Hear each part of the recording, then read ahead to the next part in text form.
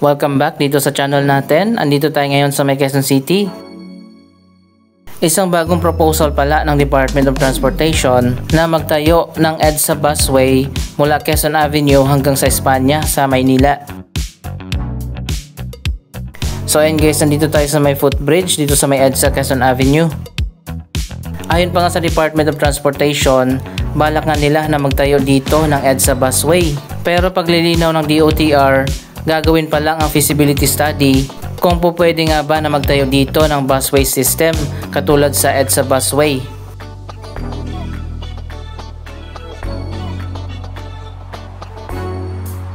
Ayon pa sa proposal, popondohan ng ADB o Asian Development Bank ang feasibility study na gagawin ng ilang buwan. At kapag naging positive ang resulta ng feasibility study, pwede nang simulan na itayo ang proyektong yan sa susunod na taon.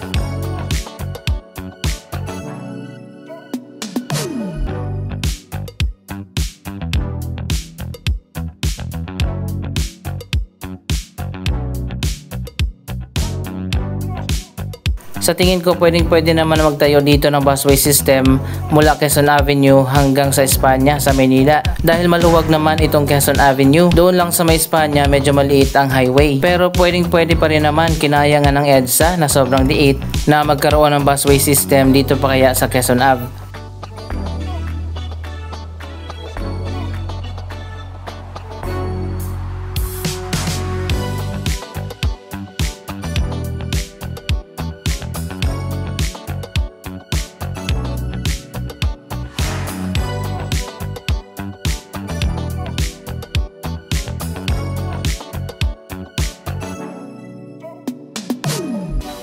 Silipin muna natin dito sa kabilang side ang ginagawa na Metro Manila Subway Quezon Avenue Station.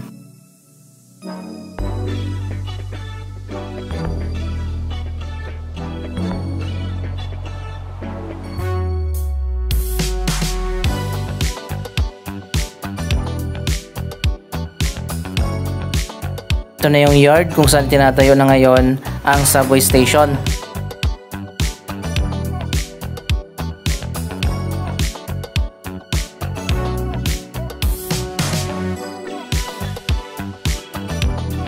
Dito sa gilid ng EDSA, yan makikita naman natin malalim na yung hukay.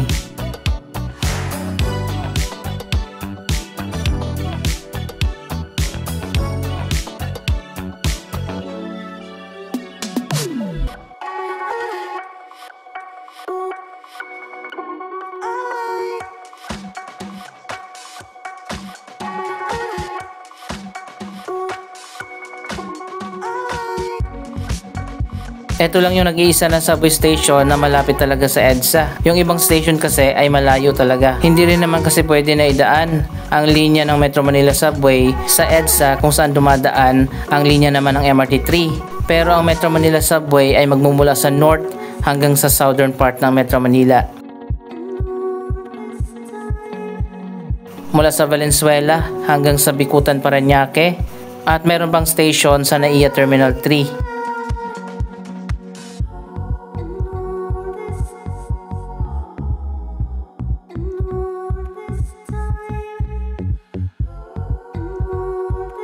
Anyway, balik tayo sa balak nga ng Department of Transportation na magtayo ng Quezon Ave to Espanya busway.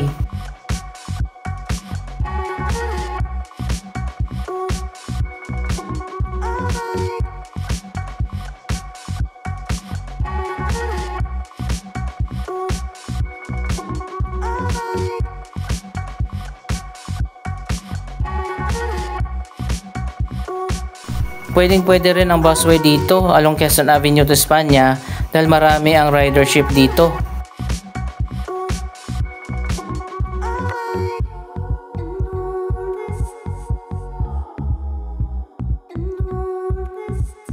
Ito na pala ngayon yung ginawa na mini park dito sa ilalim ng Quezon Avenue flyover.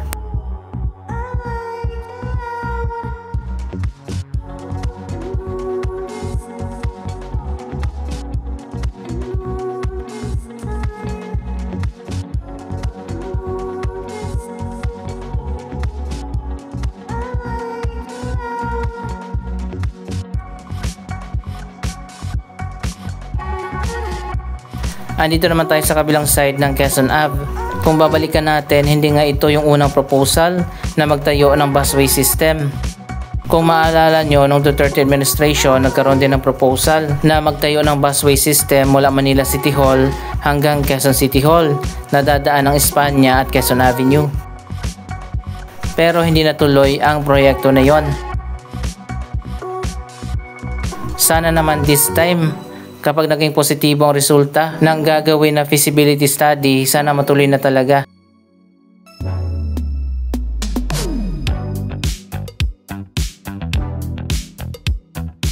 Pero di ba may balak din na magtayo dito ng railway line mula Quezon Ave hanggang sa Espanya? Anyway, pwede pa rin naman na mag-coexist ang busway at railway line katulad dyan sa EDSA.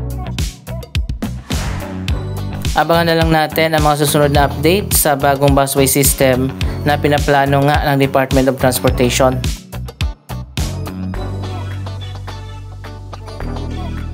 Andito tayo sa may Philam QC station ng EDSA Busway. Kung maalala nyo, naging controversial din ang busway station na ito dahil sa ramp na napakatarik, pero ngayon ay maayos na. Ito rin ang isa sa mga busway system na na-modernize ng konti. May elevators na dito at lift para sa mga naka-wheelchair.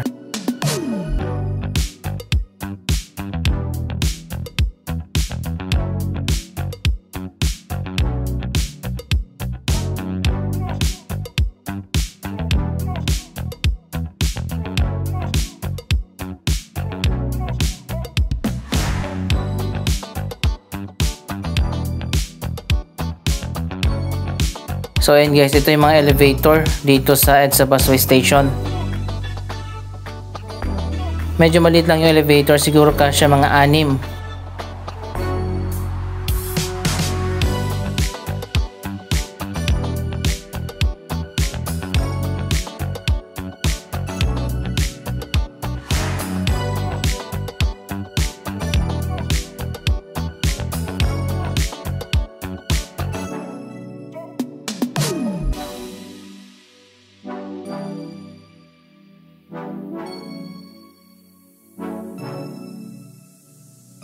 Anyway, abangan din natin ang modernization ng iba pang mga EDSA Busway Station.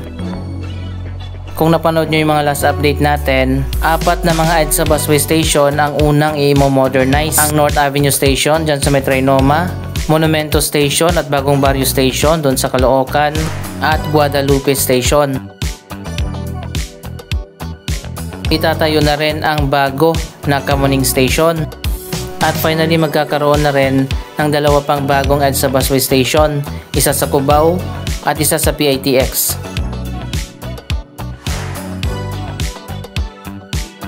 Abangan nyo lang dito sa channel yung mga update natin sa mga bagong busway station na yan. Napakaganda talaga dito sa Soler Resort North. Medyo masikip nga lang yung sidewalk dito sa kabilang side.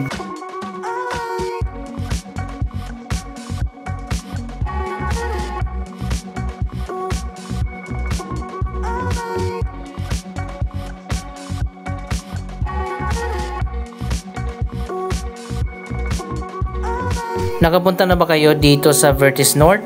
Napakaganda na dito sa ngayon, marami ng iba't ibang mga development.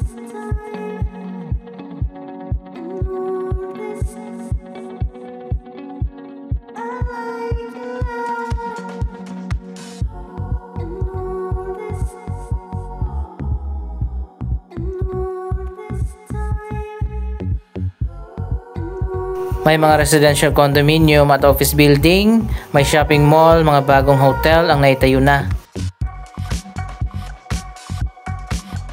Ito ang fastest developing area dito sa Quezon City.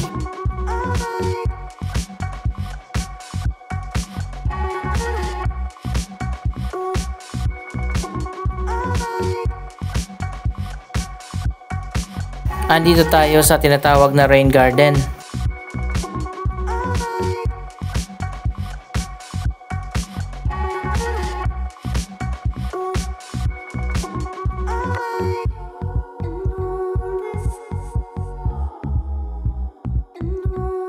So yun guys, bukas naman sa publiko ang rain garden kaya pwede kayo mamasyal dito.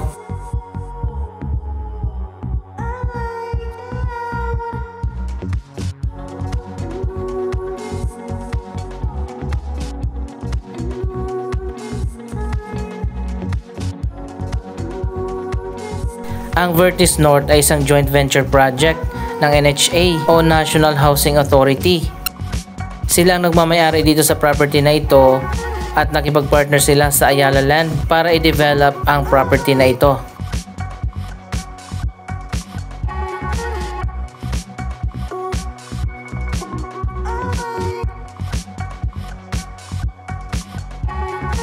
Sa ngayon napakaganda na nga ng Vertis North na dati ay punong-puno ng mga informal settlers.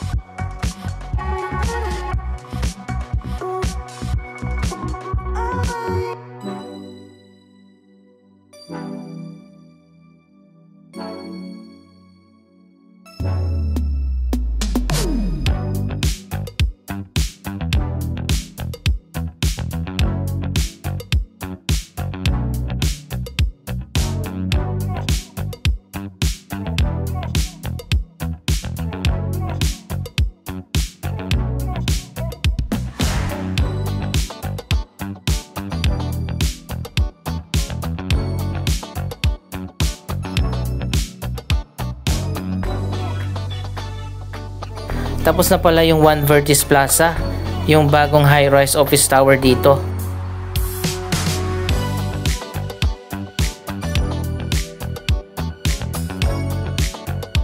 So ayan guys, ito yung pinaka main entrance niya at lobby.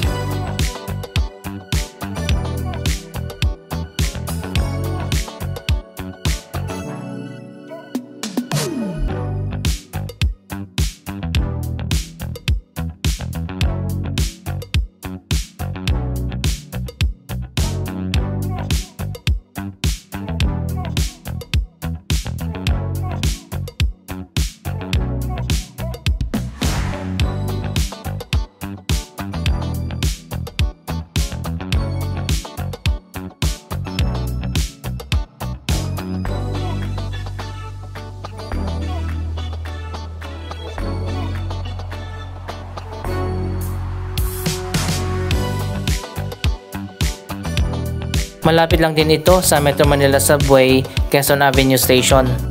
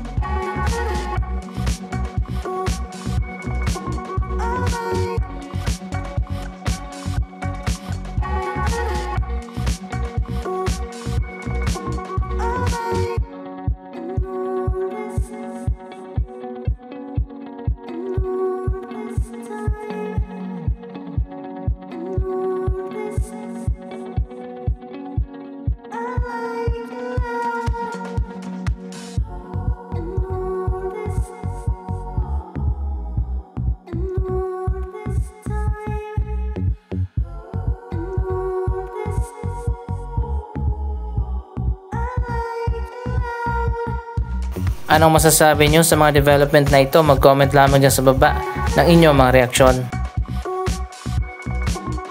Maraming salamat sa inyong panonood. Huwag kalimutan na i-like, i-share ang video ito at mag-subscribe. Thank you for watching.